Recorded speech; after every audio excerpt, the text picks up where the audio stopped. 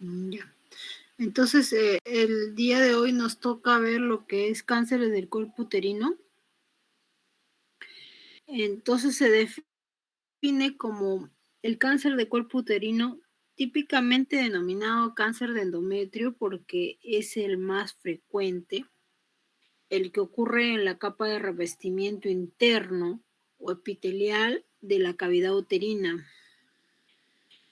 A estos cánceres también se les llama tipo 1, que es el adenocarcinoma endometrioide, que es el que ocupa el 80% de los casos. Sin embargo, existe un 20% de casos que se denomina tipo 2, pero que no es el adenocarcinoma endometrioide clásico, ¿no? Podría ser un sarcoma que ocupa el 2 a 4% de todos los cánceres del cuerpo uterino, o podrían ser otro tipo de cáncer del útero, del cuerpo del útero, como un cáncer de células claras, podría ser un carcinosarcoma, podría ser un cáncer de tipo mucinoso, que son otras variedades de cáncer que puede ocurrir. Entonces, la gran mayoría cuando habla de cáncer del cuerpo uterino, lo relaciona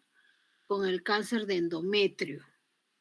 No es que este sea el único, pero lo relaciona con el cáncer de endometrio porque es el más frecuente y es el que ocupa el 80% de los casos. Entonces acá tenemos unas figuras de la anatomía donde podemos observar en la primera figura la anatomía del aparato genital femenino. Entonces tenemos al útero como el órgano encargado de la reproducción, encargado de la gestación, básicamente. Entonces tiene tres capas, el endometrio, que es la capa interna, el miometrio, que es la capa muscular, y la capa serosa, que es ya la superficie, ¿no? Y en la segunda figura tenemos el ciclo menstrual. ¿Y por qué les pongo el ciclo menstrual? Porque el endometrio va a crecer de acuerdo al ciclo menstrual, o sea, de acuerdo al influjo hormonal, va a crecer la capa o va a disminuir la capa de acuerdo al influjo de hormonas, si estamos en una fase estrogénica o estamos en una fase de progesterona. Entonces, para hacer un recuerdo de la fisiología, sabemos que cuando ocurre la menstruación, nos estamos refiriendo a los primeros días del ciclo menstrual. Y que esta menstruación dura entre 3 a 5 días normalmente. Lo califican hasta 7 días como normal. Y luego viene una fase de proliferación, una fase proliferativa a cargo de los estrógenos, del influjo de estrógenos. Viene la fase proliferativa, luego ocurre un pico de LH que está relacionada con la ovulación. Ocurre el pico de LH y después de esto viene la fase progesterónica, donde la progesterona ya es la encargada de que se produzca la capa secretoria. Es la fase secretoria de la capa endometrial. Y después de esta capa secretoria, el endometrio cae. Y eso es lo que se conoce como menstruación. Entonces, esta imagen nos recuerda mucho lo que es el ciclo menstrual y lo que va a ser importante para definir el grosor de la capa y poder decir si esta capa está con una hiperplasia o no. Luego tenemos la epidemiología que nos dice que el cáncer de endometrio es el cáncer más común en los países que tienen dinero, ¿no? Los países desarrollados. Es la más común. En cambio, no es tan común en los países como el nuestro, no es tan común. En el nuestro, el cáncer de mama y el cáncer de cervix, hasta el cáncer de ovario, son más comunes que el cáncer de endometrio. Como les decía anteriormente, el carcinoma endometrioide es el más común, pero no tiene tanta malignidad. Es un cáncer, pero no es tan agresivo como las otras variedades. Y eso es bueno, porque eso quiere decir que este cáncer es de buen pronóstico. Como habíamos dicho, el cáncer de endometrioide es el cáncer que se produce en 80% de los casos en el cuerpo del útero, pero para favorecimiento es que este cáncer no es tan agresivo, es de mejor pronóstico, es operable y por lo tanto curable en la gran mayoría de los casos. En el Perú, el cáncer de endometrio ocupa el tercer lugar de los cánceres ginecológicos, diría yo, aunque en Puno el cáncer de endometrio sería el cuarto. Primer lugar para mama, segundo lugar para cervix, tercero ovario y cuarto para endometrio. Pero es frecuente en la edad de alrededor de los 59 años y solo un 13% se desarrolla en premenopáusicas. Solo un 13%. O sea, la gran mayoría son posmenopáusicas. Y este porcentaje pequeño de premenopáusicas son más que todo mujeres que tienen riesgo genético. La mayoría de las pacientes se diagnostican de manera oportuna y se curan, como les dije, porque es carcinoma de tipo endometrioide. Pero si tuvieran un sarcoma o un carcinoma de células claras, estos ya son más agresivos y ya el porcentaje de curación es más bajo. Se trata de un cáncer de buen pronóstico porque si es que se encuentra el endometrioide, pues tiene tratamiento y la gran mayoría se puede curar. La supervivencia a los 5 años es del 72% y a los 10 años del 68%. Afecta a población de la tercera edad mayormente, como hemos visto está alrededor de los 60 años, ¿no? 59 años en promedio. Tiene factores de riesgo. Hay varios factores de riesgo y acá en esta enfermedad es importante saber los factores de riesgo porque son bastantes. Un factor de riesgo es la edad porque como habíamos dicho, la edad de presentación es una edad posmenopáusica alrededor de los 59 años. La obesidad y el sedentarismo es otro factor de riesgo.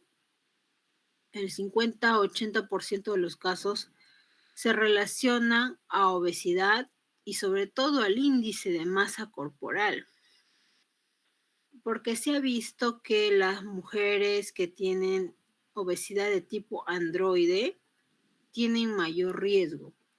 Lo relacionan esto todo a la alteración hormonal que puede haber en algunas enfermedades o por ejemplo, como el ovario poliquístico, que ahí hay una alteración hormonal y que va a favorecer una obesidad de tipo androide.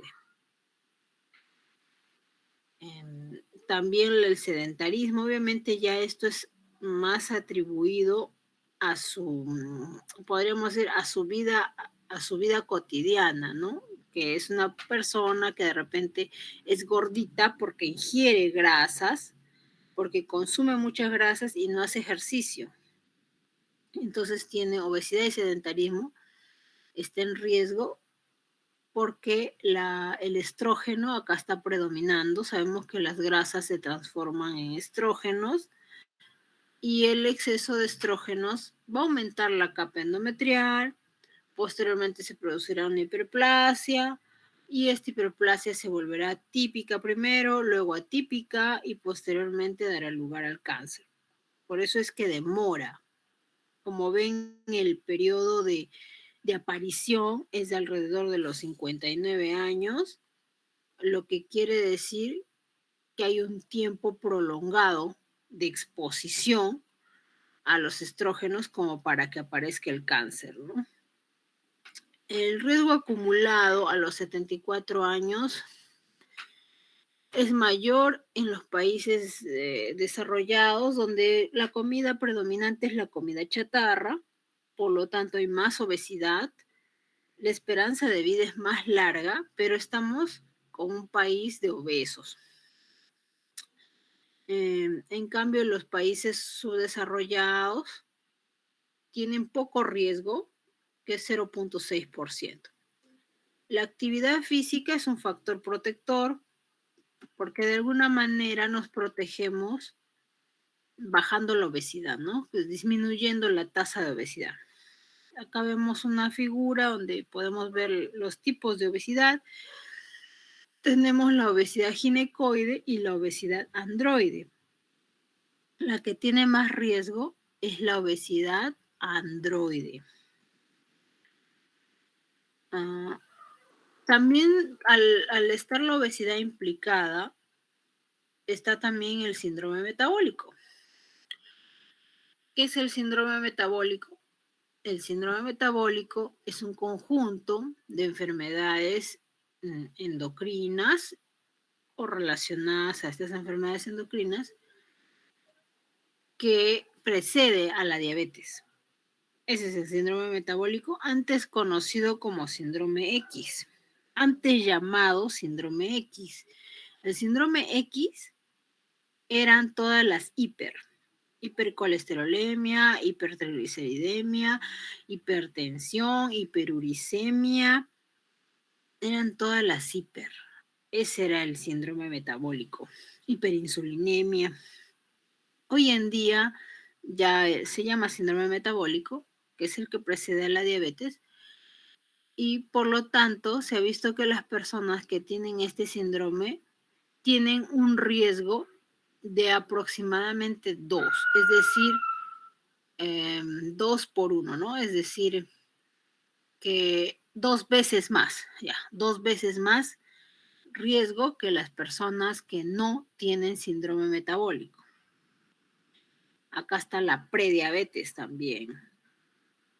Luego tenemos la diabetes y la hipertensión, que son parte del síndrome metabólico, pero en sí la diabetes, ya teniendo diabetes, ya tienes 3 veces más el riesgo de tener cáncer de endometrio que la que no. O sea, cuando tienes síndrome metabólico, tienes 2 veces más el riesgo.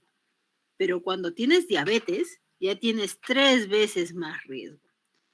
Cuando tienes hipertensión, tienes 3 veces más riesgo. Luego tenemos la hiperestrogenia relativa, ¿no? Que en realidad todo está relacionado, como ven, el androgenismo, el síndrome metabólico, la obesidad, todo está relacionado. Y tenemos la hiperestrogenemia relativa. La hiperestrogenemia aumenta el riesgo de cáncer de endometrio. La menopausia en mujeres mayores de 53 años multiplica por 2 el riesgo, porque son mujeres de 53 años sometidas a mayor influjo de hormonas. Mientras mayor edad de la menopausia, mayor riesgo. Una pubertad precoz también incrementa el riesgo, porque mientras más temprana la menarquia y más tardía la menopausia, mayor años de exposición a los estrógenos. La nuliparidad, porque como ya habíamos dicho en cáncer de mama, esta mujer no tiene periodos de descanso de los estrógenos. Entonces está constantemente sometida al estrógeno y a la progesterona. Cualquier impregnación estrogénica prolongada, poco o mal compensada por la progesterona, favorece el desarrollo del cáncer de endometrio. Ejemplo, síndrome de ovario poliquístico.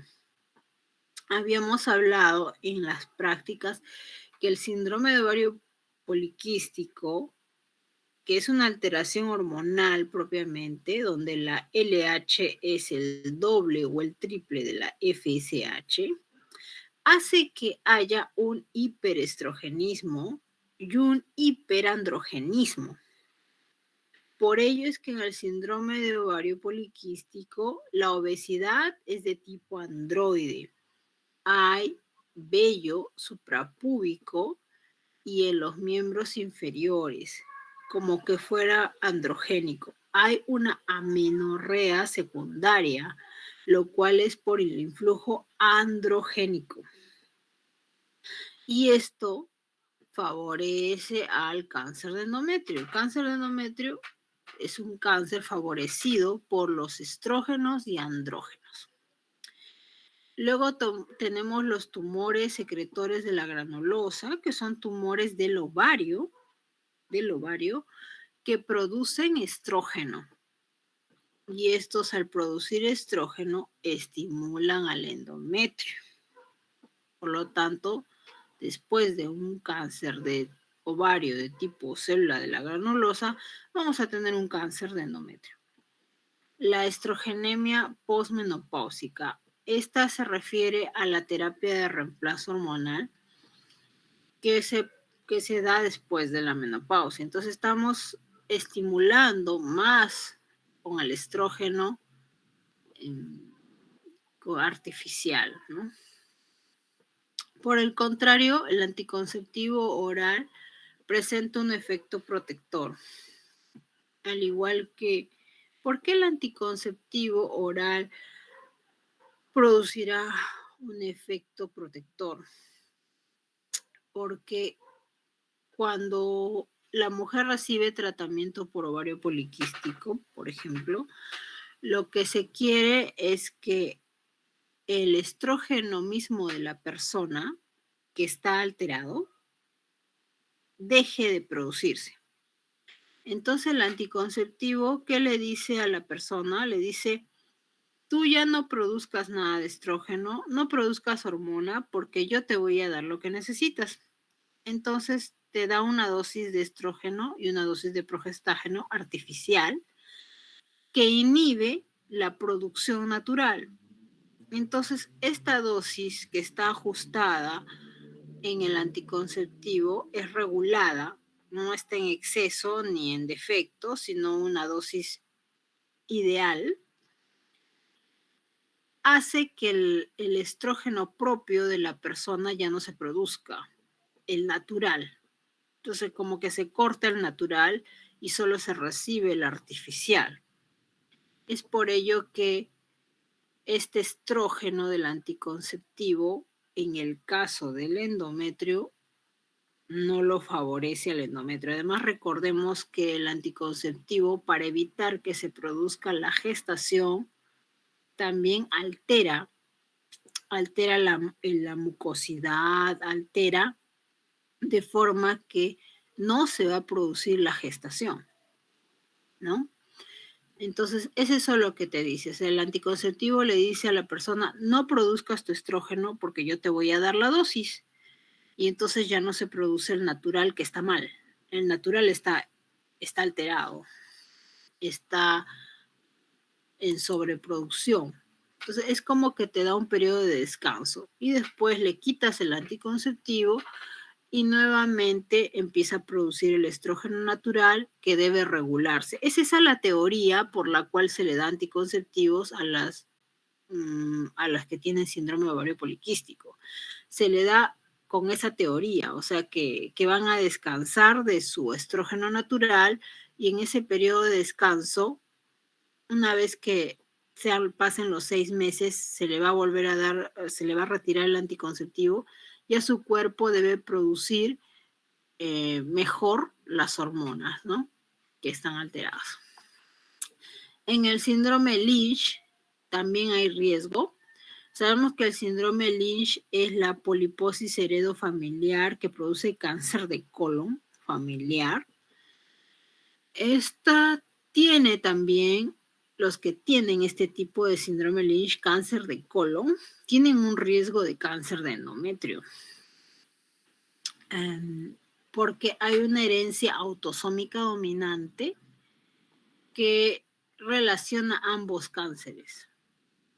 También se ha visto algunos síndromes de Lynch relacionados con cáncer gástrico, con cáncer de mama, con cáncer de tiroides. También se ha visto relación con otros cánceres. En estos síndrome Lynch sabemos que el gen que está mutado es el gen APC, ¿no? Es el gen que está encargado de los pólipos, de producir los pólipos. En una paciente intervenida por cáncer de endometrio, se recomienda descartar otros cánceres, pero como es un cáncer que se produce por factor hereditario, pudiera que detrás de ese cáncer de endometrio tenga cáncer de colon, cáncer concomitante con mama, cáncer concomitante con ovario, cáncer concomitante con estómago. Entonces sería bueno siempre descartar otras patologías por el riesgo genético. La mutación BRCA también está relacionada. En este caso, los genes BRCA1, BRCA2, que también son dominantes, autosómicos dominantes, también están relacionados ahí por eso el cáncer de ovario, cáncer de mama. En todos los cánceres serosos de ovario, estamos hablando del tipo seroso, porque el tipo más común es el endometrioide, ¿no? Carcinoma, adenocarcinoma endometrioide. Ya, en los serosos, que son otro tipo, seroso de endometrio, se debe descartar el BRCA. Otro factor de riesgo es el uso de tamoxifeno. El tamoxifeno es un medicamento que usamos para el cáncer de mama porque queremos bloquear a los receptores estrogénicos en la mama. Pero ojo, el tamoxifeno solo tiene bloqueo de receptores estrogénicos en la mama, más no en el endometrio. Más no en el endometrio. Por eso es que el tamoxifeno sí engruesa la capa endometrial y en un tiempo corto puede producir cáncer de endometrio, porque protege la mama, pero no el endometrio. Como les comentaba, tiene efecto antiandrogénico en la mama, pero es estrogénico en el hueso, por eso es que no produce osteoporosis, porque tiene efecto estrogénico en hueso, en el endometrio y en el tejido vaginal. El riesgo relativo de un cáncer de endometrio en las mujeres menopáusicas con un cáncer de mama tratado con tamoxifeno es de 2 a 3 veces. El periodo de tiempo medio de aparición de endocarcinoma de endometrio es entre 3 a 4 años tras el tratamiento con tamoxifeno. Sin embargo, el tamoxifeno no se asocia a un aumento de mortalidad por cáncer de endometrio. Un ratito, por favor, me disculpan un ratito. A ver, hijito.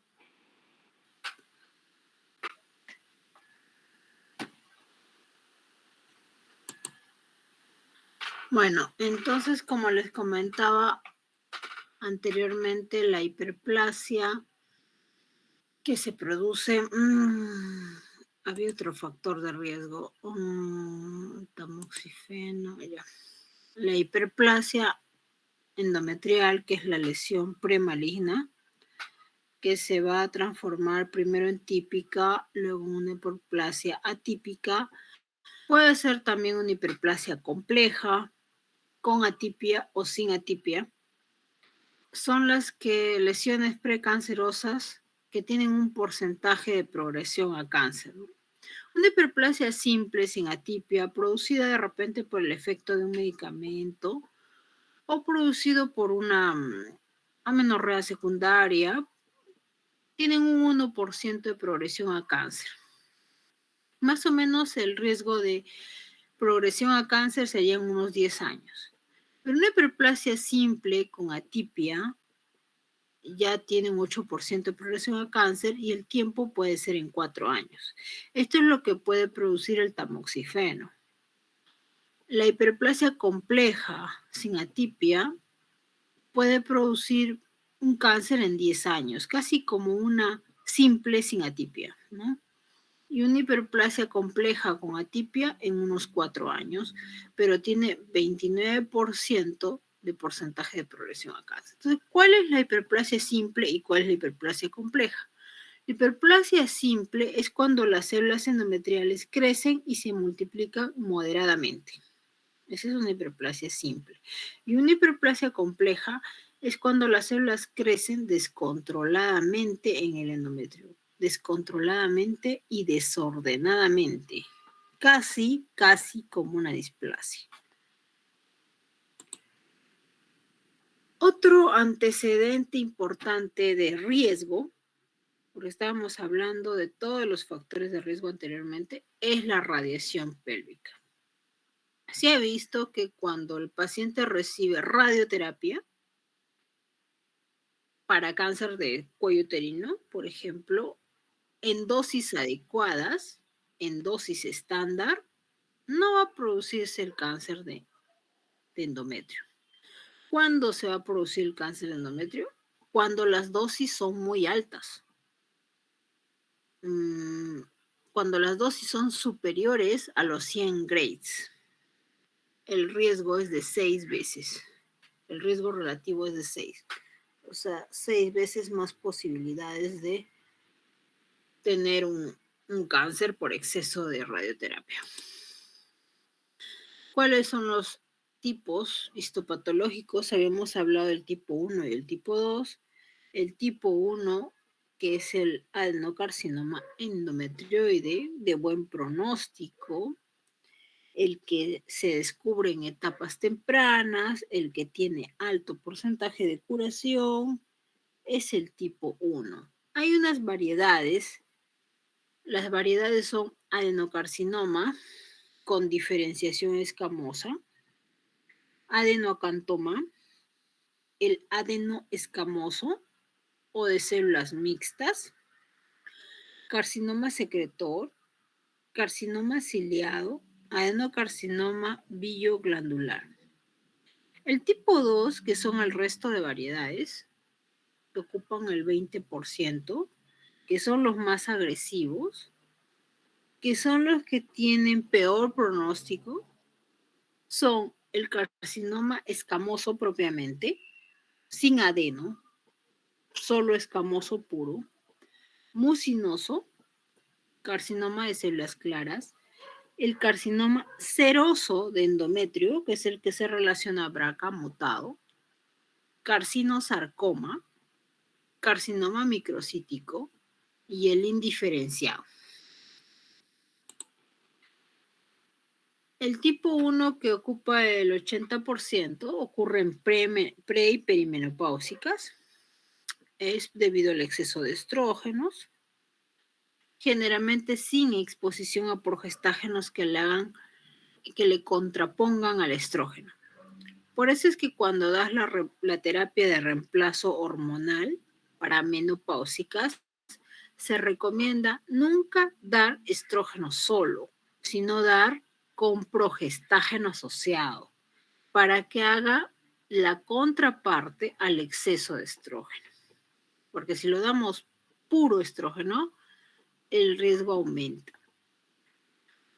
Este cáncer de tipo 1 es precedido de hiperplasia endometrial, lo clásico, asociado a obesidad, a hipertensión, es bien diferenciado generalmente y tiene los subtipos carcinoma, adenocarcinoma endometrioide, el mucinoso, el billo-glandular, que ya hemos visto. Las mutaciones relacionadas son el PTEN, el PI3K, el KRAS, el EGFR, el CTNB1, el MSI. El MSI está relacionado al Lynch, ¿no? Y ARID1A. Responden a la hormonoterapia, porque como son producidos por hormonas, responden a la hormonoterapia y tienen mejor pronóstico. En cambio, el tipo 2 que están los escamosos, los sarcomas. Ocurren en posmenopáusicas. No se relacionan mucho los estrógenos. En el caso de los sarcomas o carcinosarcomas o carcinomas escamosos no tienen mucha relación con estrógenos. Sí pueden estar precedidos de una hiperplasia endometrial atípica. Pueden estar asociados a atrofia endometrial también, a hiperplasia y a atrofia. Son pobremente diferenciados, tienen subtipos histológicos como carcinosarcoma, carcinoma escamoso, carcinoma seroso, carcinoma endocrino. Tienen mutaciones frecuentes como P53, HER2, CDH. Responden mejor a quimioterapia porque ahí la hormonoterapia no tiene mayor beneficio y tienen mal pronóstico. En cuanto a los aspectos histopatológicos, el grado del cáncer de endometrio se basa tanto en las células cancerosas, en que las células cancerosas se organizan en glándulas que se parecen a las glándulas encontradas en el endometrio normal y saludable.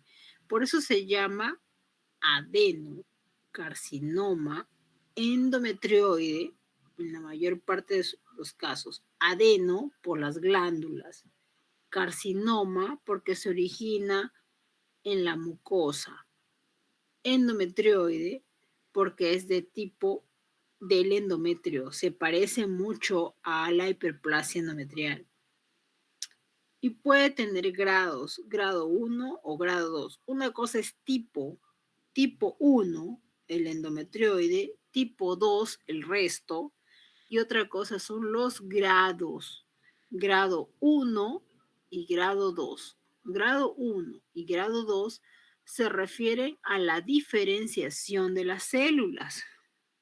El grado 1 es el que más se parece a las glándulas del endometrio, por lo tanto es un bien diferenciado. El grado 2 es un moderadamente diferenciado, o sea, hay células que se parecen a las glándulas del endometrio y hay células que no. El grado 3, o sea, el indiferenciado o severamente diferenciado, es el que tiene más desorganización de las células y que no se parecen mucho a las glándulas. Por eso es que es indiferenciado o poco diferenciado, el grado 3. Los tumores de grado 1 tienen 95% más de tejido canceroso en forma de glándulas. Por eso se llama diferenciado. Grado 1, diferenciado. En el grado 2, 50-94% del tejido canceroso tiene forma de glándula, por eso es moderado. Y en el tipo 3, menos del 50% del tejido canceroso se parece a la glándula, por eso es más indiferenciado, de peor pronóstico, se propaga rápidamente. Los cáncer endometrioides generalmente tienen grado 1 y 2, porque son los más diferenciados, son los más bonitos, los de mejor pronóstico, los que se curan. Esos son los endometrioides que tienen un grado de diferenciación 1 y 2 generalmente. En cambio, los de tipo 2 tienen un grado de diferenciación grado 3. Algunos grado 2 y grado 3. Entonces, tienen probabilidad de propagarse más rápidamente y por ello tienen peor pronóstico. ¿Cuáles son los síntomas? Los síntomas son las hemorragias, las metrorragias. Y habíamos hablado también en la práctica la diferencia entre la metrorragia y la hipermenorrea. La metrorragia se refiere a un sangrado que no está en el ciclo menstrual, o sea, no es la regla, ¿no? No es la menstruación. Esa es la metrorragia. La metrorragia generalmente posmenopáusicas, porque habíamos hablado que el grupo de mujeres que más cáncer de endometrio tiene son posmenopáusicas. Pero estas metrorragias no duelen, son abundantes y no duelen. En el 5% de los casos puede haber leucorrea o piometra, puede haber un tumor pélvico o ascitis, ya estos son fases avanzadas de la enfermedad. El cáncer al comienzo siempre es asintomático y para detectarse se tiene que detectar con una citología, ¿no? Con una biopsia. No existe en la actualidad ninguna indicación de detección precoz de masa de cáncer de endometrio, como por ejemplo para cáncer de cervix, que es el Papa Nicolau, que sabemos que le hacemos todos los años, como screening. En cambio, en cáncer de endometrio no hay screening, lo único es la sospecha cuando son obesas, cuando son hipertensas, cuando son diabéticas, síndrome metabólico. Puedes tener sospecha si hay un sangrado irregular que no está dentro de la menstruación y de repente tienes un factor genético, entonces tienes sospecha, puedes hacerte la detección por ecografía y luego una biopsia. Pero no hay un screening, o sea, no hay que todas las mujeres de 30 años o de 50 años tienen que hacerse ecografía, todas las mujeres de 40 años, no hay un screening. Simplemente la detección es muchas veces casual o por algún síntoma, generalmente es el sangrado irregular, lo que hace que se solicite una ecografía y ahí se descubra la hiperplasia endometrial o el cáncer de endometrio. Es indispensable por eso estudiar las metrorragias posmenopáusicas y si usa tamoxifeno también tenemos la sospecha. En cuanto al diagnóstico, el diagnóstico es estrictamente histológico, o sea, tenemos que tener la biopsia. Es importante porque tenemos que conocer el tipo de cáncer y el grado. Las muestras se pueden tomar por una biopsia de endometrio, que puede ser en quirófano bajo anestesia, o pueden ser también por una histeroscopía quirúrgica. Entonces, el diagnóstico de cáncer de endometrio va a basarse en la biopsia endometrial, que puede efectuarse mediante curetaje por cureta de Cornier o cánula de Novak con una sensibilidad de 91 o 99% y una especificidad del 98%, o sea, altamente sensible y específico, ¿no? Acá tenemos la cureta de Novak en la primera imagen. Es una cureta muy fina, tiene unos dientes pequeños en la punta con la que se realiza el raspado del endometrio. En estas pacientes posmenopáusicas no se tiene mucho miedo de hacer el raspado del endometrio. En mujeres jóvenes que no tienen hijos o que tienen pérdidas y se realizan legrados, se tiene un poco de cuidado de no llevarnos toda la capa del endometrio, ya que la capa del endometrio, según las diapositivas anteriores, tiene una capa basal y una capa esponjosa. Es la capa esponjosa la que se legra. Si nos llevamos la capa basal, ya no va a haber células productoras del endometrio y por lo tanto se produce un síndrome de Asherman. Es decir, que se pega la capa del endometrio y ya no hay posibilidades de tener hijos. Entonces es por ello que en mujeres premenopáusicas jóvenes se tiene bastante cuidado de no llevar la capa. Sin embargo, en mujeres posmenopáusicas no hay temor de hacer este raspado y no hay temor de llevarnos la capa, porque más bien se estaría beneficiando para no tener sangrados. Y otra de las formas que nos ayuda a tener una biopsia es por histeroscopía. La podemos ver en la segunda figura. la cánula de histeroscopio, que se puede introducir a través de un espéculo.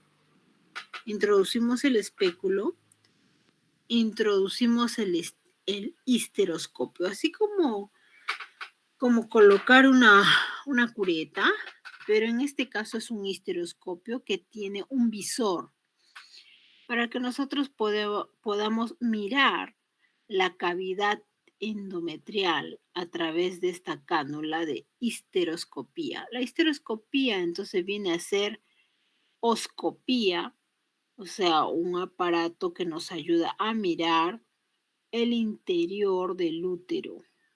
Con la histeroscopía se pueden realizar biopsias, se pueden realizar exéresis de miomas, de pólipos, mediante la histeroscopía. Legrados, también podrían hacerse legrados, porque a través de esa pinza podría introducirse una pinza más pequeña, ¿no?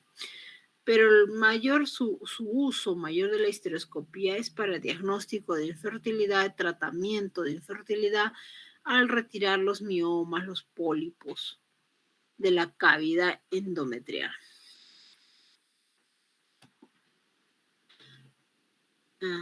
También hay otra forma de hacer diagnóstico que nos ayuda, porque el diagnóstico definitivo es la biopsia.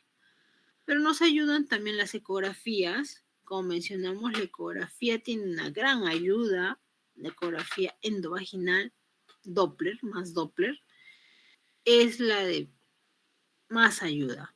En esta vamos a ver el grosor de la capa del endometrio. Tiene una sensibilidad de 96% y una especificidad de 61%, donde vamos a tomar en cuenta el grosor. Si es mayor a 5 milímetros en una posmenopáusica, entonces tiene hiperplasia endometrial, o si es mayor a 15 milímetros en una premenopáusica, entonces estamos hablando de una hiperplasia endometrial.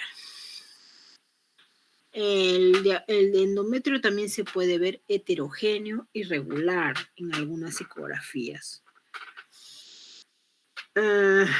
Puede haber vascularización y por eso se hace el Doppler, en el que se va a ver la vascularización. Si vemos neovascularización, entonces hay sospecha de cáncer. Y acá tenemos dos figuras, una en la primera donde se ve la hiperplasia endometrial, pueden ver el grosor de la capa del endometrio en el medio, y en la segunda figura pueden ver el flujo vascular por Doppler. Si cuando es muy vascularizada hay sospecha de cáncer. Otro método que nos puede ayudar con el diagnóstico es la histerosonografía. ¿Cuál es la diferencia? Es inyectar a través de una cánula parecida a la histeroscopía, inyectar líquido en la cavidad endometrial. Entonces tú ves agua en la cavidad endometrial y gracias a esa agua que está dentro de la cavidad endometrial, produces una dilatación que puede clarificar los miomas o los pólipos endometriales. Para eso es la histerosonografía. Tiene una sensibilidad de 85 a 98%. Otro método es la resonancia magnética abdominopélvica. La resonancia magnética es una prueba de mucho valor en el endometrio. Permite valorar la extensión del tumor en profundidad a la invasión del miometrio. También puede valorar la afectación del cuello uterino, de la vagina, de la pared vesical, rectal, estudiar los anexos. O sea, es una prueba muy valorada para cáncer de endometrio. Permite valorar el estado de los ganglios, tanto pélvicos como lumboaórticos. La resonancia magnética resulta más útil que la ecografía y la tomografía para estudiar la invasión cervical. Sin embargo, no permite identificar la invasión de la mucosa superficial, que se valora mejor por histeroscopía. Y en los estadios del cáncer de endometrio tenemos 4 estadios. En el estadio 1, pues el cáncer está confinado al útero.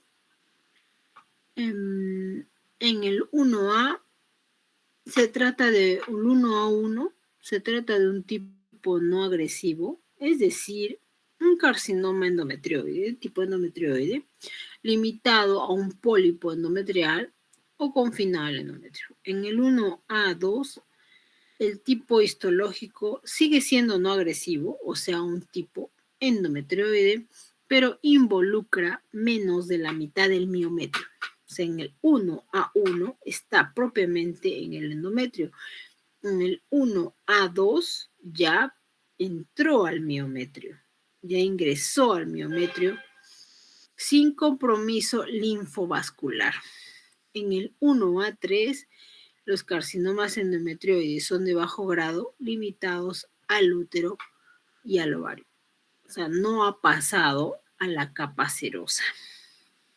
Sigue estando en el útero.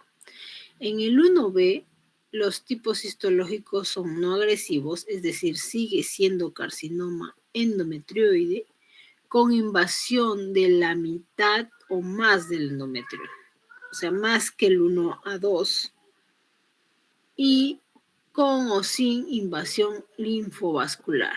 Ese es el 1B. El 1B.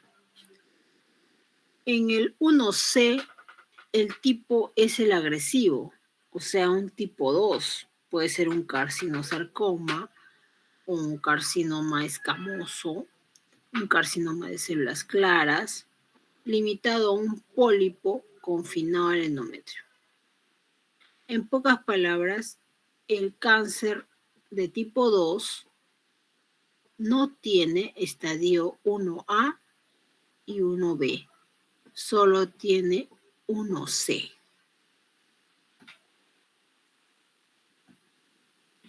En el estadio 2 ya hay una invasión del cuello del útero, del estroma cervical con extensión extrauterina, que puede o no haber invasión linfática, y los tipos pueden ser más agresivos con invasión miometría.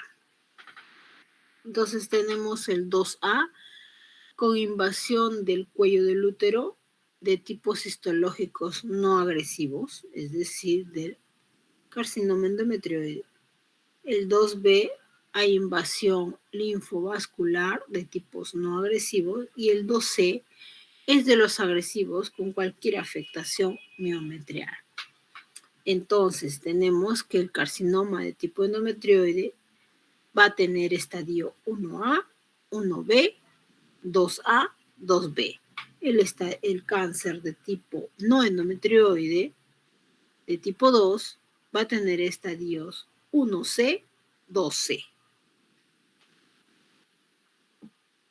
En el estadio 3, la invasión es de la serosa, porque en el 2 vimos que llega más de la mitad del músculo, puede llegar al cuello del útero, puede haber invasión linfovascular, pero en el 3 ya llegó a la serosa. En el 3A1 se propaga al ovario y a la trompa. En el 3A2, compromiso de la subserosa uterina o diseminado a través de la serosa uterina. En el 3B, 3B1, metástasis o diseminación a la vagina y a los parametrios. En el 3B2, metástasis al peritoneo pélvico. En el 3C, la metástasis va a los ganglios linfáticos pélvicos o paraórticos o a ambos. 3C1, metástasis a los ganglios linfáticos pélvicos. 3C2, metástasis a los ganglios paraórticos hasta los vasos renales, como si metástasis en los ganglios linfáticos pélvicos. Entonces, en el 3 es igual para el tipo 1, para el tipo 2. Tenemos el 3A, el 3B y el 3C. En el 3A, diseminación a la trompa y el ovario. En el 3B, diseminación a la vagina y a los paramétrios, y en el 3C, diseminación a los ganglios pélvicos y paraórticos. Y acá vemos el estadio 3. En la primera figura, que se está extendiendo a la trompa. En la segunda figura, la extensión es al cuello del útero y a los paramétrios. Y en la tercera figura, la extensión es a los ganglios linfáticos pélvicos paraórticos o ganglios pélvicos. En el estadio 4 ya la extensión es una metástasis de distancia. 4A, metástasis a vejiga y el intestino. 4B, metástasis peritoneal, abdominal, más allá de la pelvis. Ejemplo, carcinomatosis. Ejemplo, carcinomatosis. 4C, metástasis a distancia, a cualquier ganglio, a cualquier órgano. Por ejemplo, pulmón, hígado, cerebro, hueso.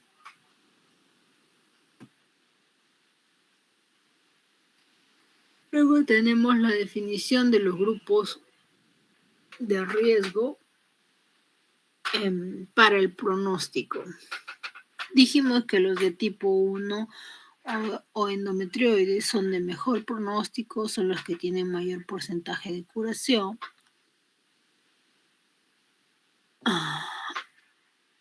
Tenemos acá una clasificación molecular desconocida.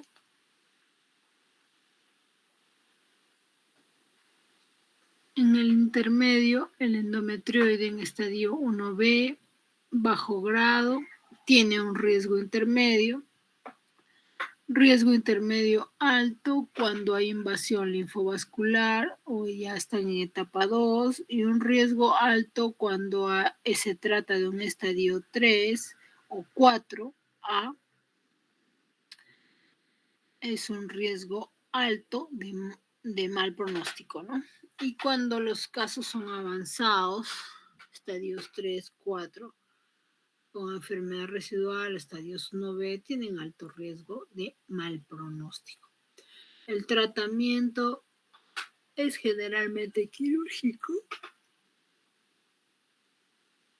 Para los cánceres de endometrio de bajo riesgo y de riesgo intermedio, histerectomía total con anexectomía bilateral más ganglio centinela.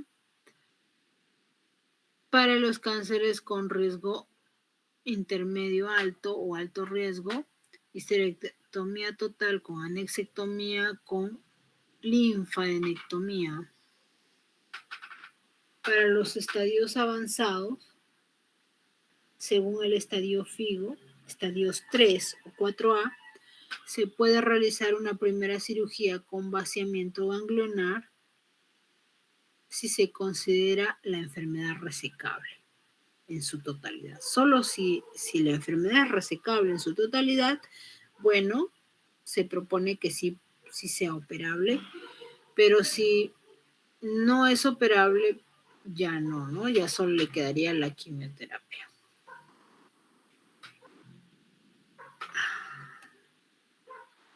El tratamiento adyuvante puede ser con radioterapia, con braquiterapia o con quimioterapia. Para los de bajo riesgo, no requieren tratamiento adyuvante. O sea, el carcinoma endometrioide no requiere tratamiento adyuvante. Los de riesgo intermedio sí requieren braquiterapia. Los de riesgo intermedio alto requieren radioterapia, braquiterapia y quimioterapia. Los de alto riesgo requieren radioterapia, quimioterapia concomitante con braquiterapia. Para los estadios avanzados existen varias opciones. Una primera es la cirugía con vaciamiento ganglionar siempre y cuando sean resecables. Luego puede darse una radioquimioterapia y posteriormente braquiterapia con quimioterapia. o empezar con la cirugía, empezar con la quimio, o sea, neoadyuvante, y luego la cirugía también es una opción.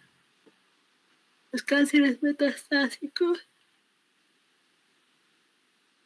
estadios 4C, 4B, 4C, ya solo nos queda la quimioterapia paliativa y si hay mucho sangrado podría darse radioterapia paliativa. Y acá tenemos la bibliografía que lo hemos sacado de una revista donde habla de la estadificación de la FIGO. Es una revista de marzo del 2023 de ginecología y obstetricia, volumen 59. De ahí se ha sacado todo el tema de la revisión de cáncer de endometrio de esa revista. Y bueno,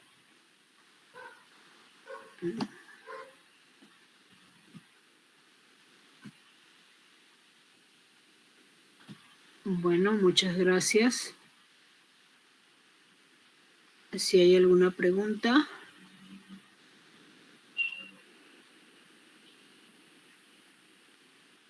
¿Se entendió?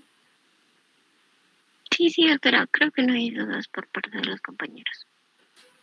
Muy bien, entonces ya quedamos, Mónica, para la última clase. ¿Lo grabaste, no, Mónica? ¿O te lo paso?